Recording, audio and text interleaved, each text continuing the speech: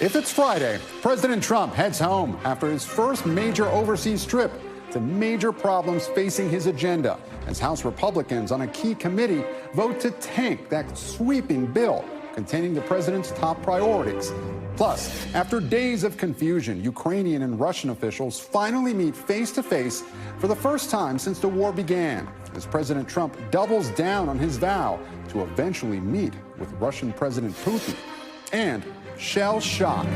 Former FBI Director James Comey is under federal investigation by the Trump administration after posting a picture of seashells on a beach that the president and his allies say was meant as a threat against the president's life, which Comey denies.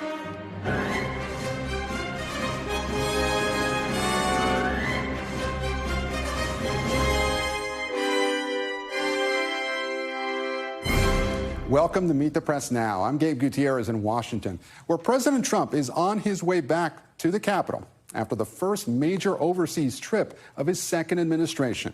We'll get to some of the big foreign policy developments from his trip and the Ukraine-Russia negotiations in Turkey in just a moment. But first, when the president lands tonight, he will be greeted by the reality that his so-called big, beautiful bill may be in big trouble on Capitol Hill. His massive tax and spending agenda failed to advance through the Republican-controlled House Budget Committee this morning on a 16-21 vote. A group of Republican hardliners defected, voting down the bill for essentially not going far enough on spending cuts.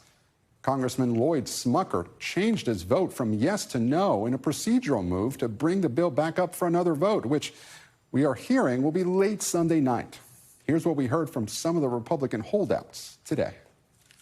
We are writing checks we cannot cash, and our children are going to pay the price. So I am a no on this bill unless serious reforms are made today, tomorrow, Sunday. We're having conversations as we speak, but something needs to change, or you're not going to get my support. Unfortunately, the current version falls short of these goals and fails to deliver the transformative change that Americans were promised. Substantive improvements are needed. And I look forward to working with this committee and our House Republican Conference to make sure we deliver. This business of writing checks and having no income to pay for it, it's smoke and mirrors again. I'm through with that. Even if the Budget Committee were to advance the package, it is unlikely it has the votes to get through the chamber. In addition to the hardliners who blocked it in committee, there are also a group of moderate Republicans holding out for changes on how the bill addresses state and local tax deductions. What's striking is the bill failed to advance this morning following a personal plea from President Trump himself. He urged, quote, Republicans must unite behind the one big, beautiful bill. We don't need grandstanders in the Republican Party. Stop talking and get it done. As we've seen before, it may take some hands-on action from the president to get his conference in line. Here's what Majority Leader Steve Scalise said after meeting with the Budget Committee holdouts. The president's been following all this very closely. I know he's coming back from a foreign trip, so, he's going to be actively engaged, as he has the whole way through this process. President Trump wants to get this bill moved through the process as quickly as possible to make sure it gets on his desk in July. So do we. We would like to have that process move even quicker if it's possible. And we will get to Capitol Hill in just a moment. But first, we are following breaking news out of the Supreme Court, which has just kept in place its order blocking the Trump administration using the Alien Enemies Act to deport Venezuelan migrants. NBC News Justice reporter Ryan Riley is here with me now. Ryan, what do we know? Yeah, so essentially the key part of this ruling is that the 24-hour period that last month some people were given before they were expected to be removed from the country is not enough. That is not adequate. In fact, they say it surely does not pass muster. They do not specify precisely how long of a warning that these individuals who are set to be deported under the Alien Enemies Act need to be given before their deportation. They say that a lower court should handle that in a speedy matter. Rather, the court should take up that issue, look at the merits of the case and decide what is an adequate amount of time. But for now, they've left everything in place in terms of the hold on the deportation of these individuals, as well as people who are in that broader class. So this holds up the Trump administration from continuing these deportations under the Alien Enemies Act, which, of course, has only been invoked typically during wartime in the past, during the War of 1812, during World War I, and during World War II. It's this very rarely used statute that then the Trump administration has then brought up. Trump. It's from the, back in the 1700s is when this came about. So this, for now, the Supreme Court is saying that 24-hour period warning that they've been giving people to challenge that is not quite enough there. So this can be perceived as a loss for the Trump administration. Do we know how this broke down along the justices? There are two dissents here. I don't want to get I have to look back at the exact count, but I mean, this was definitely, the majority of the court finding that that this amount of time was not adequate for the warning. Basically, you need to give people more warning and give them an actual chance to contest their deportation, and that 24-hour period just wasn't enough because, remember, NBC had some reporting that this bus of migrants was actually headed towards the airport at the time of this sort of dramatic stand down as the government lawyer was actually in court in D.C. in a different matter. There was a lot of really sort of last-minute logistics that were happening as these individuals were on the way to the airport, and then that bus had to ultimately be turned around there. So for now, everything stays in place in terms of, as this case works, as the lower court then will decide what is a long enough time for these individuals to be given warning before, and a process to go through before these deportations happen. Ryan, could be very interesting because the White House up until this point has been very reluctant, or the president has not attacked the Supreme Court, verbally, like it has some of these lower courts. I suppose it was waiting to make sure that it got rulings that, positive rulings in the administration's view. How do you think this could play out with the administration and how it may respond? I'm checking my phone right now to see if there's been any response from the White House so far. Usually they take a little bit to talk through this before they put out a response. But what implications does this have for that clash between the executive branch and the judicial branch? Where do you see this going from here?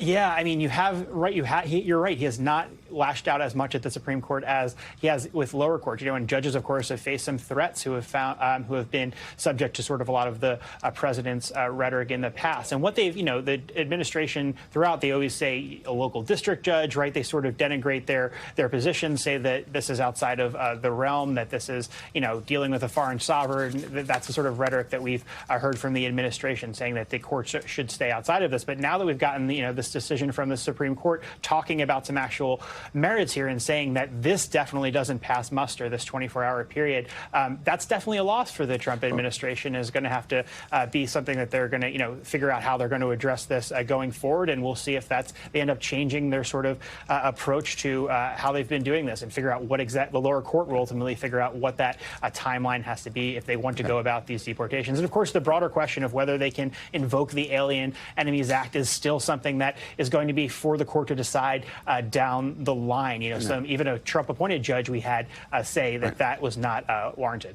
And really quickly, Ryan, before I let you go, just so we're clear with our viewers, what is the next step here? When would this either go back before the Supreme Court or before another court? What are we expecting to happen? The next step is for it to go to the lower court, and the Supreme Court has said that should happen on a quick matter before this ultimately the other broader challenges on the merits of the invoking the Alien Enemies Act will eventually probably bubble their way up to the Supreme Court. Ryan Riley, our justice correspondent. Ryan, thank you so much. And I want to turn now to our NBC News legal affairs reporter, Gary Grumbach, who's on the phone. He was just actually in that other court hearing that Ryan mentioned about Kilmore Abrego Garcia. Gary, I want to get your reaction to all this. How significant is this ruling from the Supreme Court? Hey there, Gabe. I think this is going to be an incredibly significant ruling, and I think what's most significant about this ruling is that they didn't actually decide how much notice is to be given. They are going to leave that to the lower courts to decide what is going to end up happening here. And we've seen some courts around the country giving their best guesses of what the notice should be. Some have said 30 days. Some have said 20 days. As they mentioned in the ruling today, they said under these circumstances, notice roughly 24 hours before removal, devoid of information about how to exercise due process rights to contest that removal, surely does not pass muster. So definitely not 24 hours. But what will be the middle ground here is something that I think the lower courts, whether it's in this case, in the AARP case, which is the initials of a migrant in the Northern District of Texas, is going to have to decide. Or is it going to be some other court that makes that decision? I think that is going to be up for discussion here. As we know, there are now Alien Enemies Act cases in more than a dozen different districts around the country, from D.C. to the Southern District of Texas, to the Northern District of Texas, to Colorado, red states, blue states, all deciding what is going to end up happening here. So this is a very significant ruling, one that did not necessarily impact the case where I currently am standing here at the federal courthouse here in Maryland, related to Kilmar Abrego Garcia, but one that will have a nationwide impact, as we've talked about this week alone. These nationwide injunctions, these nationwide decisions, this is something that's going to have a nationwide impact, Gabe. And Gary, you brought that up. That was actually going to be my next question, so we're clear with our viewers. The case you're at is different from this, but if you can just walk us through the case you were at today and give us the broader context of how this all fits together. Yeah, there is a lot going on here in the legal system these days. I'm here at the Kilmar Abrego hearing. This was a hearing about the government's putting forward state secrets objections to some of the discovery that Judge Paula Zenas said was going to be necessary to find out whether or not the government was obeying her order. But she said she wanted the government to facilitate bringing Kilmar Abrego Garcia back to the United States.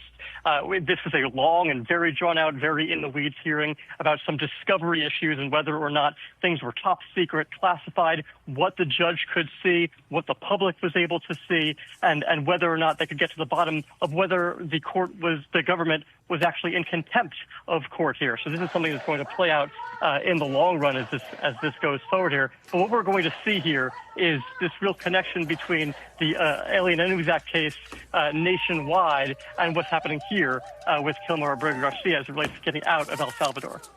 Gary Grumbach, live for us on the breaking news. I want to thank you so much.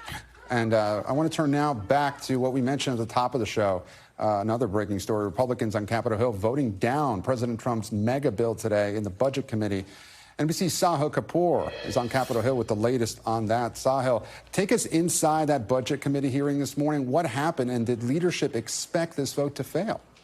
No, they did not expect that, Gabe. It's a significant setback for Speaker Mike Johnson and for the Trump agenda. Essentially, what we saw is Republican leaders tried to call bluff on the hardliners, and the hardliners cast their votes, showed that they're not playing around in their demands. Specifically, 5 of the Republicans on that committee defected and voted with Democrats. That's Chip Roy, Ralph Norman, Josh Brecheen, Andrew Clyde. The 5th one, Lloyd Smucker, his was simply procedural so they can bring the bill up again. So the reality is there are 4 Republicans who are opposing this bill. Their beef is largely that the package, in their view, uses a bunch of budget gimmicks and procedural tricks to essentially front-load the benefits and the goodies there while backloading the spending cuts and the challenging, the painful items. They insist that those cuts and savings be moved up faster in order to win their votes. Otherwise, they call the package swampy and very typical of what happens in Washington. Nevertheless, the House Budget Committee Chairman, Jody Arrington, decided to remain optimistic about the future of this, said there's some value in putting these members on the record so they can kind of have the clarity in terms of what they need to do next. Take a listen to some more of what Jody Arrington said. Their hearts are in the right place. Their motives are pure. I share their convictions, and I share their desired outcomes of changing some of these policies and making the bill better.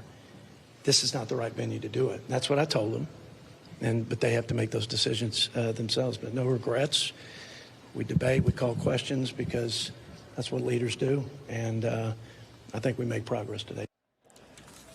Now, it's notable that soon after that vote, the Freedom Caucus put out a tweet insisting that no, they're not actually taking down the Trump agenda. They just want a little more time. They just want a few more pieces of it to be negotiated. So they're leery of this idea that they're actually tanking the Donald Trump agenda, which is what gets us to Sunday evening when Jody Arrington and the Budget Committee plans to meet at 10 p.m., highly unusual, especially for Sunday, to do another vote at this.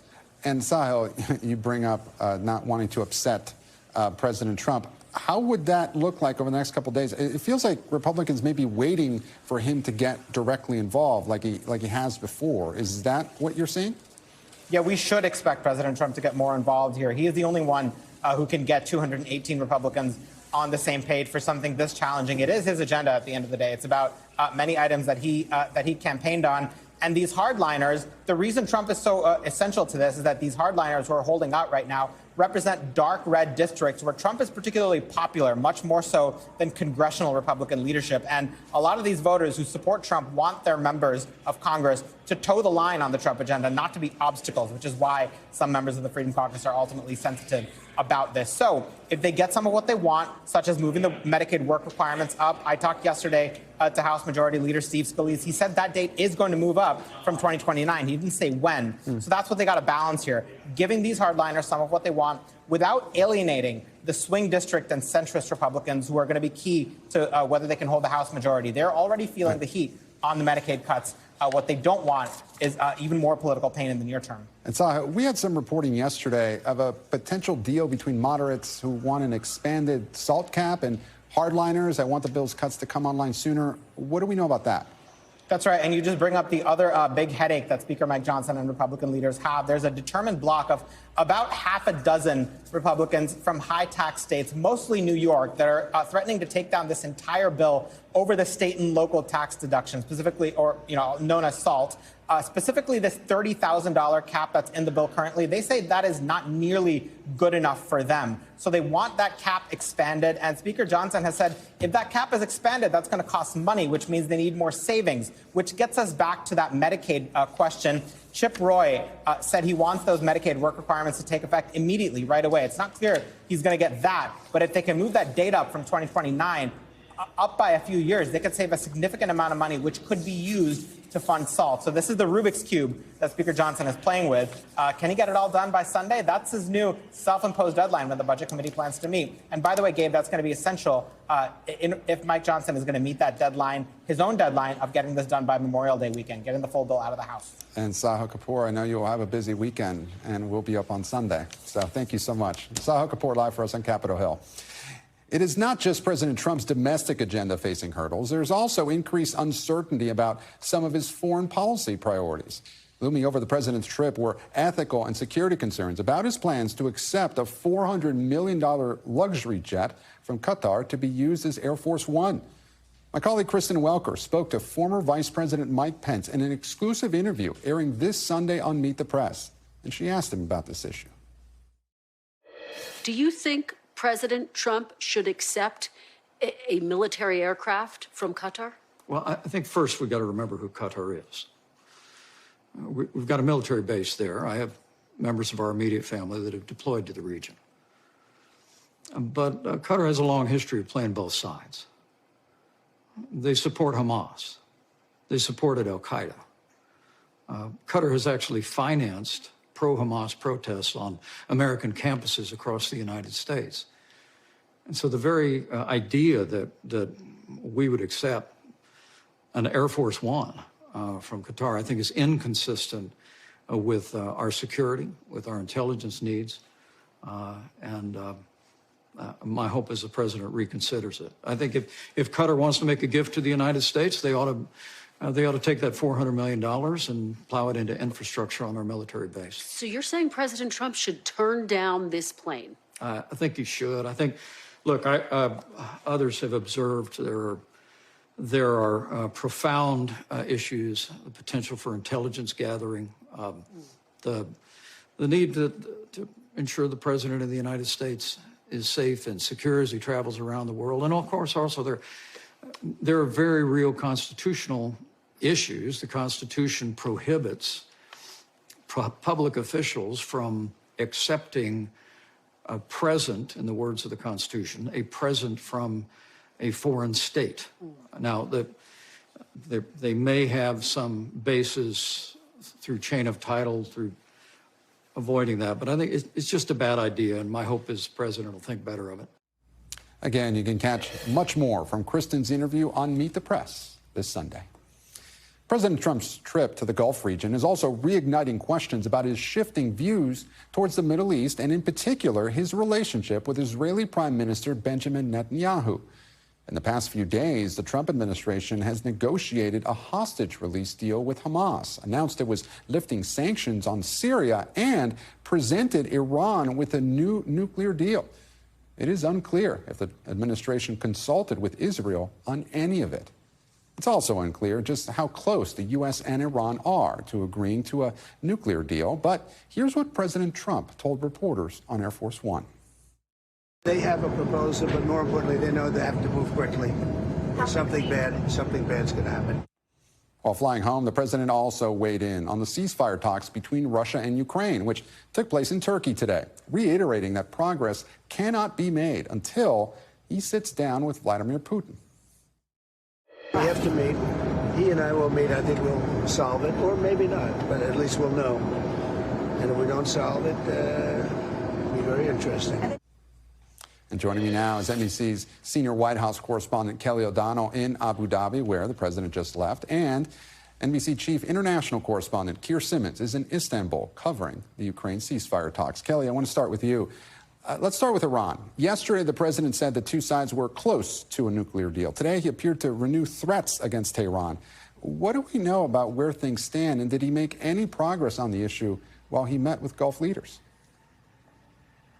Well, it's been extraordinary to watch the personal involvement of the president in a number of these issues during his time here in the Middle East, and how transactional his conduct often is. And what we've seen here is he's been meeting with leaders from predominantly Sunni nations. Of course, Iran is a Shia nation. And so he's had a lot of voices in his head during these days.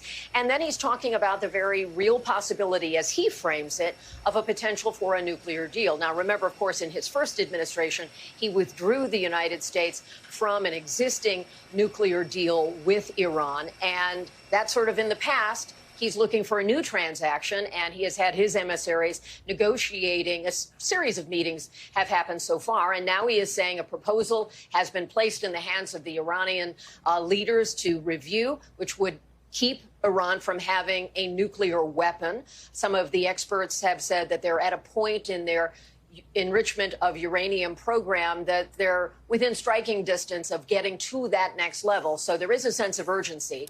And the president, as he often does, carrot and stick, has talked about wanting things to be good for the Iranian people, new opportunities, saying he doesn't want enemies permanently, and countries we have once fought wars with, we're now partnered with. So opening that door. And yet you also noted that he did say there is time pressure on Iran to act because it will either be nice or not nice, and the not nice leaves military action on the table. Yeah, and Kelly, it doesn't appear that President Trump made any progress on ending the Israel-Hamas war while he was in the region. He did, however, talk about trying to normalize relations between Israel and Syria. So how much did this trip shake up the relationship between the president and Prime Minister Netanyahu? I think it's something we'll be measuring for some time to come, because it is also striking on its face that the president would come to the Middle East and not have a visit in Israel. That alone was a notable shift of convention of what presidents, including President Trump, have done before. And so then you look at the issue of his effort to focus on the Abraham Accords. That was part of the agenda over these days, and trying to get Saudi Arabia and Syria to normalize relations with Israel. But at the same time, we're seeing how the president directly negotiated to get the release of the last American of dual citizenship hostage who'd been held by Hamas. That was done outside of the Netanyahu sort of loop, and clearly making kind of an entree to Iran with this potential deal is certainly not what Benjamin Netanyahu wants to see. They have very strong feelings about this. So I think there could be much more to watch as to how that relationship adjusts or recovers from this set of experiences the president's had, which have been business-oriented and diplomatic, and trying to solidify relationships with Gulf state leaders. But there is a question about at what cost to his relationship with Benjamin Netanyahu. Gabe? My colleague Kelly O'Donnell, live for us in Abu Dhabi, where it is just past midnight. Kelly, thank you so much, and safe travels home. I want to turn now to Keir Simmons. He's over in Istanbul. Keir, was there any meaningful progress today towards a ceasefire that was made during the talks today regarding the Russia-Ukraine war? There was, and that's partly because the bar, frankly, is set so low that anything that's better than one of the two sides simply storming out of the talks is progress, I suppose you could say. So both sides say that they did talk about the release of 1,000 prisoners on each side. That's the most of the war. They say that they talked about the potential for President Putin and President Zelensky to meet, a bilateral meeting between those two. So those are two things. It should be said that just before the meeting, the Ukrainians were saying that President Putin had sent a negotiating delegation with no power to decide anything. And that's probably right. I mean, effectively right now, they're flying back to Moscow to present the conversation to President Putin. And it'll be, of course, Putin who decides. And I think that goes to the crucial thing today, really, which is this question of whether there's going to be a meeting between President Putin and President Trump.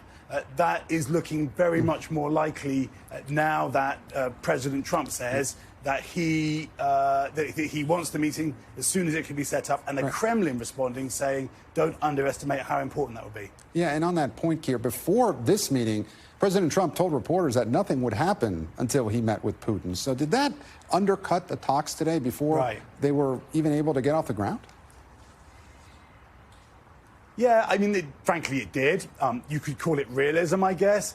I think the crucial question, though, now, looking ahead, is what is going to happen in that meeting that we now see is very, very likely to happen. And in these talks, despite the progress, we've also seen in these weeks just how far apart these two sides are. So, to give an example, Ukrainians have been saying, we just want to talk about ceasefire. We need a sustainable ceasefire for the Russians. Russians still refusing that, even in this meeting, and saying we want to talk about what Russia calls root causes, which effectively means what they say is what they've always said, and it never changed, even during 3 years of war, that they want Ukraine to be mostly neutral, not in NATO, they want more land than they currently hold, all of those things that they see as their security interests.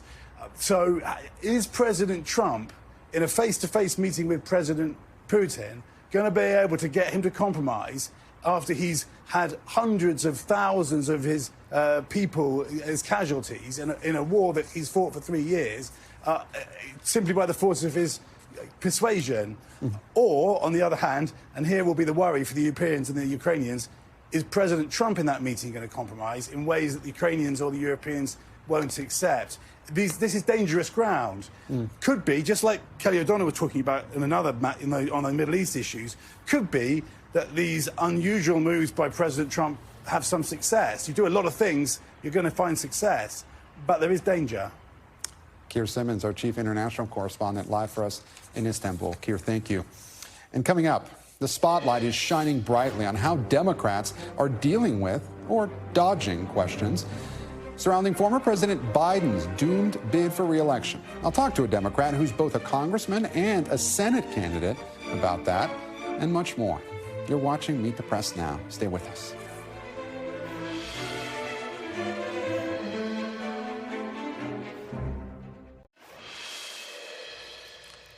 Welcome back. Democrats with potential ambitions to be their party's future leader have been forced to weigh in on those shocking revelations about its past leader, former President Joe Biden. Connecticut Senator Chris Murphy telling Politico he has no doubt the former president suffered from cognitive decline while still in office and that it would have been helpful if he had not sought re-election.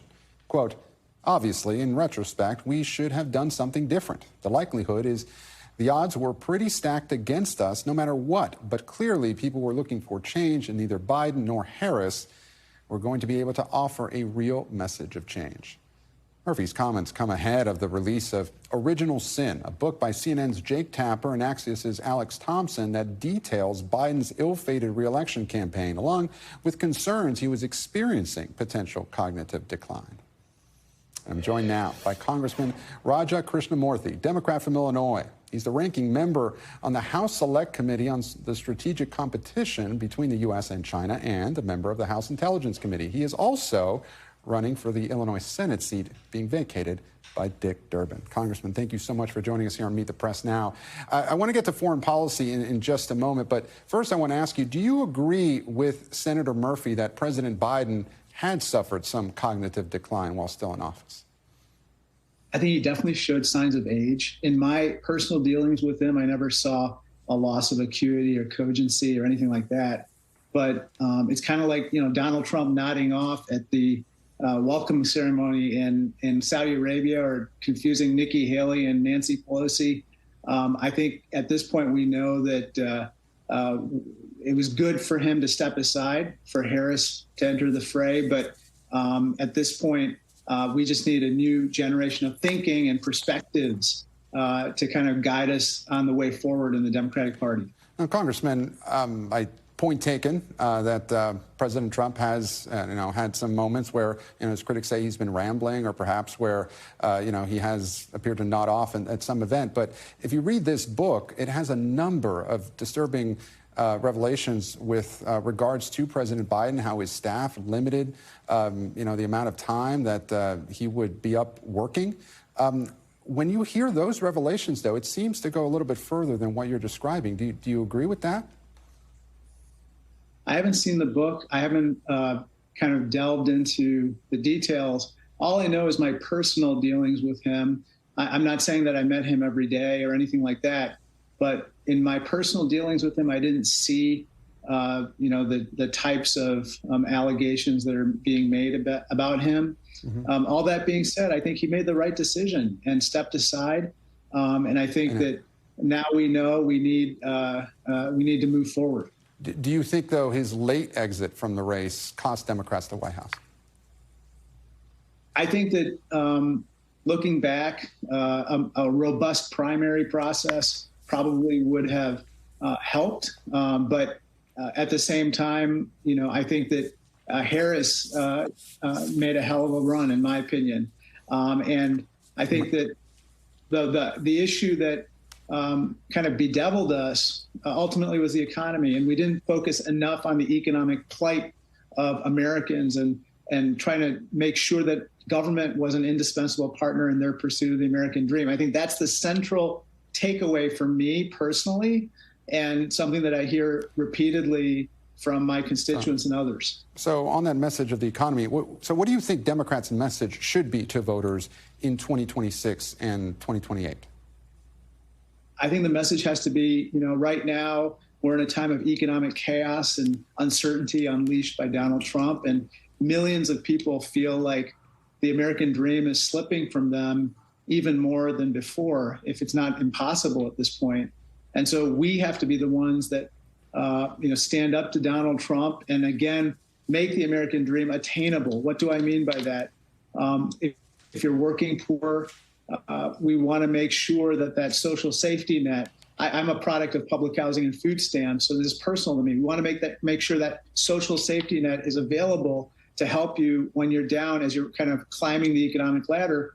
And then if you're in the middle class, you want to make sure that you can buy a home for the first time. And if you're a senior, we got to make sure Social Security and Medicare are there for you so you can retire with dignity. Those are among the topics that I think that we have to continue to address on the campaign trail. And before we switch to foreign policy, one more question on this point. Why should voters trust Democrats, considering the revelations about President Biden's mental state?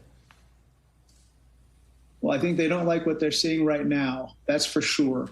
And whether it's people, paying a lot more for groceries at the local store, or small businesses, facing tremendous chaos with regard to these tariffs that they see. They don't like it. We Democrats, on the other hand, we have to make sure that we offer a competing proposition, which is how do we make sure government works better, that it's more effective, that it's more efficient, and that it helps you as you pursue your economic potential. And that has to be, to me, at the heart of our message and our policymaking as well. It sounds to me like you and many other Democrats would like to move forward. Switching gears now, President Trump has indicated that the U.S. is close to reaching a deal with Iran on its nuclear program. What needs to be part of that agreement for you to support it? Well, I think that what's extremely important is that Iran not only stop the development of a nuclear weapon, but it also, stop with its nefarious activities in the Middle East neighborhood, so to speak, whether it's funding Hamas or Hezbollah or the Houthis or others who are just wreaking chaos in different countries.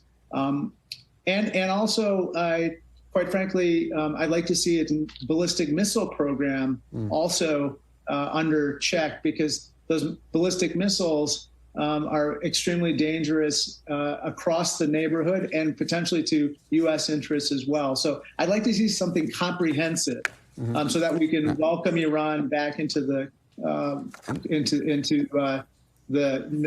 neighborhood, so to speak. And because there's so many international crises, I want to move to another one. How do you feel about the growing likelihood that President Trump is going to meet in person with Vladimir Putin?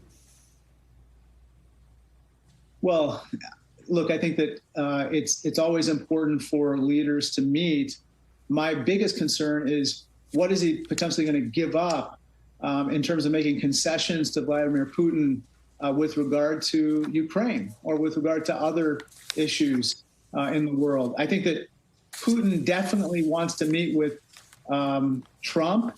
I think that he wants to try to get Trump to relent on sanctions, as well as other issues, and to take his side in the ongoing dispute in Ukraine and the war in Ukraine.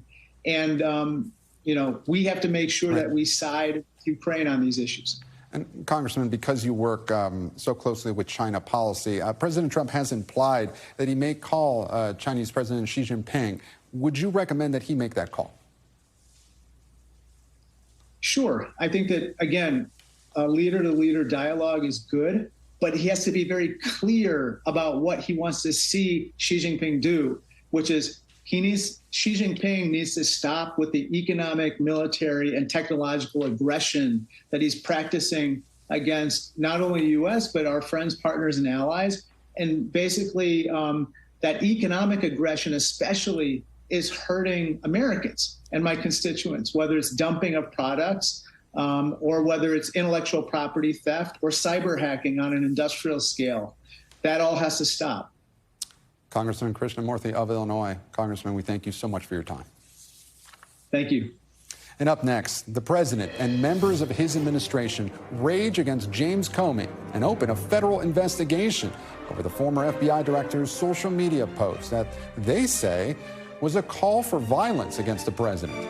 You're watching Meet the Press now.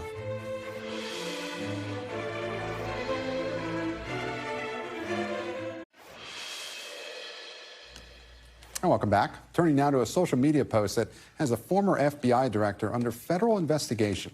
James Comey posted this photo on Instagram yesterday of seashells he says he saw on the beach, spelling out the number 8647. 86, as anyone who's worked in food service will tell you, informally means get rid of. And of course, Trump returned to the White House as the 47th president. The post, though, has ignited an enormous reaction from Trump allies, both inside and outside the administration. DHS Secretary Kristi Noem posted last night that DHS and Secret Service is investigating this threat and will respond appropriately. The president's director of national intelligence went so far as to say Comey should be put in jail. And here's what President Trump had to say in an interview released this morning. Do you believe Comey should be in jail? I do. Any other person with the position of influence that he has, people who take very seriously what a guy of his stature, his experience, and what the propaganda media has built him up to be, I'm very concerned for the president's life. We've already seen assassination attempts. I'm very concerned for his life. And James Comey, in my view, should be held accountable and put behind bars for this. And that was the wrong soundbite there. That was Tulsi Gabbard. What we were talking about with President Trump is that he said essentially that Comey knew what he was doing. Let's play that now. He knew exactly what that meant. A child knows what that meant. If you're the FBI director and you don't know what that meant assassination. And it says it loud and clear. What do you want to see happen? I don't want to take a position on it because that's going to be up to Pam and all of the great people. But I will say this, I think it's a terrible thing. And when you add his history to that, if he had a clean history, he doesn't. He's a dirty cop. He's a dirty cop. And if he had a clean history, I could understand if there was a leniency. But I'm going to let them make that decision. The president's baseless claims about Comey being a, quote, dirty cop is perhaps emblematic of his longstanding anger at Comey, who famously opened that FBI investigation into the Trump campaign's contacts with Russia during the 2016 campaign, and whom Trump fired, which led to Robert Mueller's special counsel investigation. They have a long history. Comey deleted that social media post, saying in part, "I didn't realize some folks associated with violence. That didn't occur to me when I saw it, but I'm opposed to violence in all circumstances, so I took it down." Joining me now is the panel. Here on set with me is Shelby Talcott, White House correspondent for Semaphore. Simone Sanders Townsend, former senior advisor to Vice President Harris and co-host of The Weeknight on MSNBC. And Danielle Pletka, senior fellow at the American Enterprise Institute and an NBC News contributor. Thank you all so much for joining me. Shelby, I want to start with you. Look, this probably wasn't the best idea by Jim Comey to do this. He says he didn't fully realize what was going on, but is this much ado about nothing? It's an Instagram post. Yeah, I think, they're obviously going to invest. It's not surprising that this is the reaction that we're seeing from Republicans. We saw them also go after Chuck Schumer for his comments a few months ago about Supreme Court justices. And so it's not surprising, but you're right.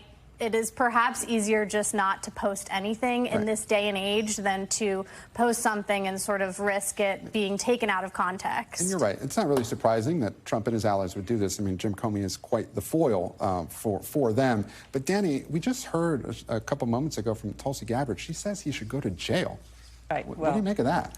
Well, come on. We know exactly what to make of that. Tulsi Gabbard engages in hyperbole. That's who Tulsi Gabbard is. It's one of the things that got her to the position she's in. On the other hand, it wasn't an innocent Instagram post. I think we all know that. This is the fatal lure of social media, right? You want to be edgy. You want to be cool. You want to play to the people who think you're the man, which James Comey loves to do. On the other hand, you recognize you did something dumb. Yeah. Right? And there have been 2 assassination attempts on Donald Trump. Like him, hate him, there's no one at this table who wants to see that man murdered. Comey was the former head of the FBI. That is the chief law enforcement officer of the United States, along with the Attorney General. It was a dumb thing to do. He should be investigated. He should get a slap on the wrist, and then it should be done. He doesn't need to be in jail. I mean, I don't think he should be investigated because, it's James Comey. You know what I'm saying? But I do think Trump thinks he should. Right. Well, but they are using this to do something that they've long wanted to do, which is go after James Comey. President Trump has a strong ire towards him, and this has given them an opening. And I don't think that the rhetoric is the last we've heard of this, frankly. How do Democrats really need to watch what they say now, or is this just a James Comey thing? Well, first of all, I think that the government, this current government, would like a chilling effect to go over everyone.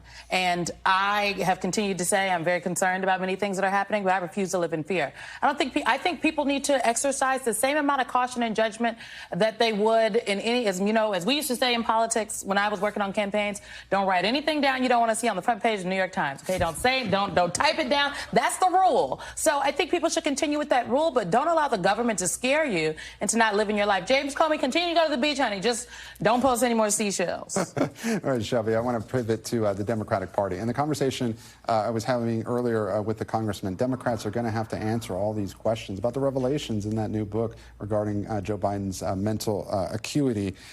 Here's what Michigan Governor Gretchen Whitmer said earlier this week. Let's listen. I've not read the book. I can tell you this, that as the book reports, cabinet members didn't have access. That tells you that, as a governor at a state, halfway across the country who was working her tail off, 160 stops on a bus tour that I headlined through swing states. I didn't, I was busy working. I didn't see the president frequently, and I can tell you I can't speak to that directly. Shelby, do Democrats need to have a better answer for this, or is it better for them just to want to move forward? I think that this answer we're going to be hearing a lot of is sort of Democrats saying, well, I wasn't really that involved. I didn't see that much, to try to give themselves a degree of separation from this. I don't know that it's going to work. I think that they're going to have a better answer. I also think a lot of Democrats have kind of dodged on this issue. We have seen a few come out and sort of openly say, yes, Joe Biden should not have run again. We knew that there were problems. But by and large, there's a lot of people being quiet. And I just don't know that Republicans are going to let them do that. I think that they're going to have to come up with a better answer. Danny, what do you think about this? For a lot of people, though, a lot of voters, they knew that Joe Biden was old. And how much will these revelations really move the needle at all with Democrats moving forward? No, look, I mean, again, I'm not a political consultant like you are, and I'm not a Democrat. I think everybody in Washington, was well aware about the president's cognitive decline. We all saw it, and the "don't believe your lying eyes" is a bad answer.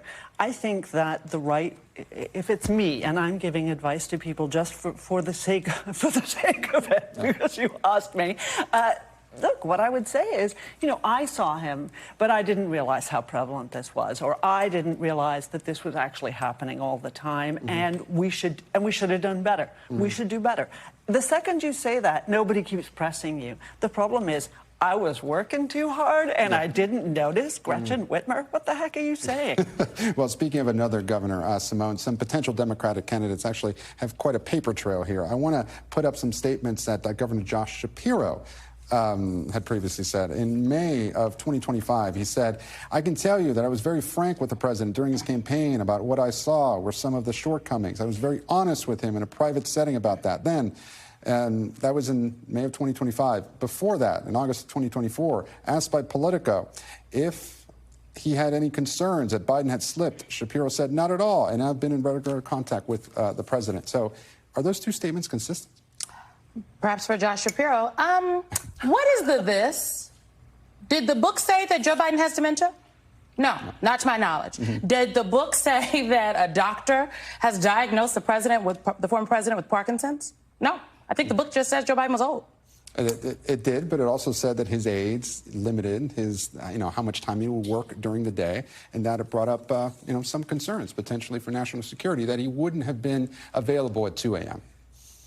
I think it's crazy because Donald Trump is the president, and he left his Middle Eastern trip, and he's tweeting or posting on his social media site about Taylor Swift. It is laughable, frankly, to me, the idea that this is a concern. It's not a concern for Democratic voters, I can tell you, because I've talked to them. I've been talking to DNC members and Democratic voters for the last couple of days, actually. I do think, though, if this book tells us anything, it is this. Was the president in cognitive decline? I vehemently don't believe that as someone who saw the president a week before inauguration and someone that spoke to him recently. But was Joe Biden in denial about the political realities of the situation? I think so.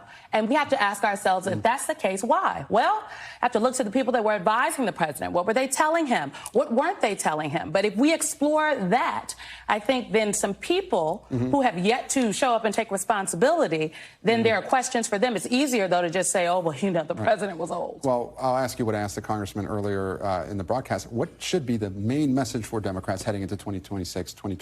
Is it economy? Is it Trump's cuts? What would you advise any potential candidates? I think it is. I would advise candidates to, particularly because midterm elections is about your district, right? This is not a national election, as though I think some Democrats would like to make it. I think that you need to know the issues of your district. And if you talk to voters in the key districts across the country, it is affordability, that is housing, that is the economy. And you can tie in the chaos that the president has created with his tariffs to that issue and not just talk about what Donald Trump is doing, but talk about what you will do if elected. All right. Simone, Danny, Shelby, thank you so much for joining me here on the panel. We really appreciate it.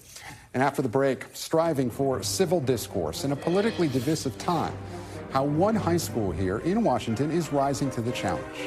That story's next. You're watching Meet the Press now.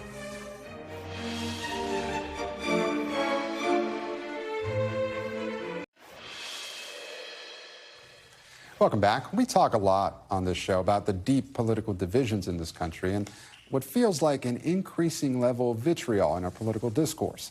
When it comes to just how polarized we are, a recent NBC News poll showed that 87% of Democrats have a negative view of the Republican Party, and 91% of Republicans have a negative view of the Democratic Party.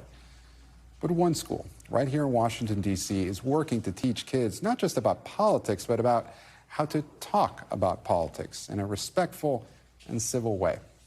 MSNBC's Ali Vitale has this report. You may think you've heard this conversation before. How would you describe politics right now? I would say that politics are sort of a mess. Either you're one side, like you support one side, or you're the enemy. Demolition derby. But the students here at the School for Ethics and Global Leadership are doing it differently. How would you then describe the political environment here? It is relieving and it's inspiring, honestly. Being here, I've gotten to hear a lot of different perspectives. We come from a place in the school of mutual vulnerability. The school, just blocks from the White House and Capitol Hill, brings together high schoolers from all over the country. The facts still are very important and can be a powerful tool to use. And directly engages with the most complex issues of the day, from the Israel-Gaza war to abortion rights. I wanted to note how often you referred to each other's points. It's the brainchild of teacher Noah Bopp. The central insight of founding the school is that in a post-9/11 world, we need American leaders who are ethically strong and internationally aware. Awareness drawn from across the political spectrum, with guest speakers like Tucker Carlson and former President Barack Obama. They've all spoken here. Yeah, no, that's part of our model. It's at the core of our model. All ideas shared in good faith are welcome here. It's hard, I think, for people who might watch this piece and say, I yearn for a civil political debate where I can engage with the nuance, and yet the stakes seem so high and the good faith seems like it's gone. It's because the stakes are high that we do need to show as much grace as we can. Back in the classroom, a chance to learn firsthand, playing the part of lobbyists across from actual lobbyists, defending assigned positions. Why are you trying to get rid of the tax breaks? I don't believe that the tax credits are the best use of government federal funding. I have the research right here, and I also have a graph. You can see the... All right, that's good. Never mind. You may also notice no distractions. It strikes me that here you guys don't have your phones. So I think not having my phone has kind of led me to have a lot more of a healthy relationship with politics. We stay up till early hours in the morning, even if we shouldn't be talking about issues that do exist in our society. I can tell you, they've got their phones in Congress and they certainly have social media, but how could they do a little bit more of what you're doing? Talk to someone genuinely. If you're in Congress, go to another Congress member and talk to them about their opinions. Come from a place of willingness and openness instead of a place from combativeness. And you saw it there. These kids don't have their cell phones, which means they're not getting their political information off of social media. That means that they're not exposed to the hyper-partisanship or toxicity that often exists online. And what many of these students told me is that allows them to better engage with the nuance, but also not close themselves off to other perspectives because they see their peers open and vulnerable in the same way that they are, meaning they can come to these political conversations with a little bit more of an open mind and maybe confront some of their own biases. Now, that's not replicable everywhere, as we were talking there at the end, but they're urging these lawmakers and other people who want to participate in this conversation the way that they are to have a little bit more of an open mind themselves and start from a place of friendship rather than partisanship. Might be nice to try. Gabe, back to you. Ali Vitale, thank you so much. I'm Gabe Gutierrez, and we'll be back Monday with more Meet the Press Now. And if it's Sunday, it's Meet the Press on your local NBC News station. Kristen will have interviews with former Vice President Mike Pence, Treasury Secretary Scott Bessent, and Senator Chris Murphy. Don't miss it. The news continues now with Tom Costello in for Hallie Jackson right now. Thanks for watching. Stay updated about breaking news and top stories on the NBC News app or follow us on social media.